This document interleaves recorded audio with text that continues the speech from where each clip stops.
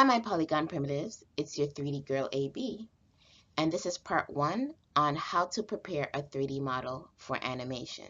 If you are 3D modeling for yourself for your own personal project and you're not working a part of a team, there are a lot of things you probably won't think about. But if you're making a model for an animation, including an animation for a game, there are things that you must consider and do to make things easier for both you and your team. So Blender is open, and of course there is the default cube. I'm going to select it and delete it. So the practice assignment for this video is to make a sword for a character.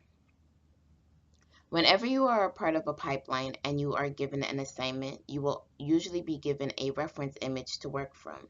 Before loading your reference image, you should research the estimated size for the object that you're making.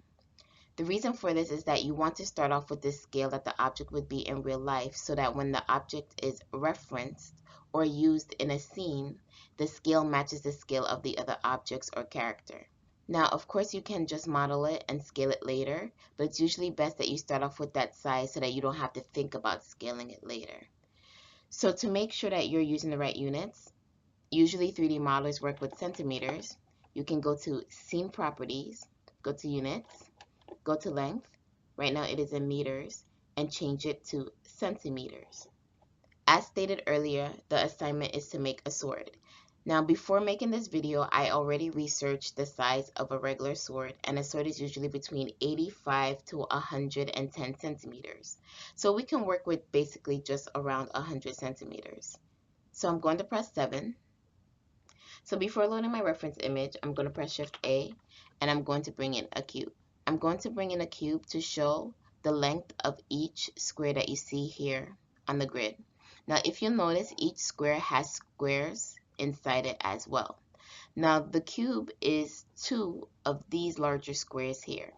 Now, if I press N, looking at dimensions, you will see that each side of the cube is 200 centimeters. And being that the cube is taking up 2 of these larger squares here, that means each square is 100 centimeters. In each square, the length of 10 smaller cubes, which means that each cube is 10 centimeters. I'm going to delete this cube now. I'm going to press Shift A. I'm going to go to Image, Reference, and I'm going to load my reference image. So now I have my reference image of a sword loaded. You can find a link to load the same reference image in the description below. As you can see, it is around 5 of the squares, 4 right here, and then about half of each of this square, which means that the length of this image is around 500 centimeters. The sword is, of course, smaller than the whole image, so the sword is probably around 400 centimeters. So now to make it smaller so that it's closer to around 100 centimeters, I'm going to press S for scale, and I'm going to bring it in to about right here.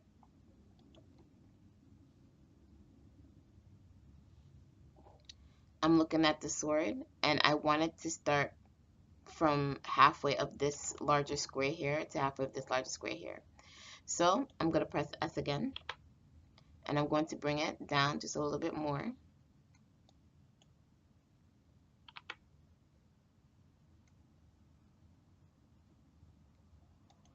So right now, 1, 2, 3, 4, 5. It covers 5 squares up here. 1, 2, 3, 4, 5. Around 5 squares right here. So it's around 100 centimeters. I'm going to come out of my orthographic view. Now, when making a 3D model, the first thing you want to do is blocking. Blocking is just a fancy way of saying starting off with very, very simple shapes and then adding the details later.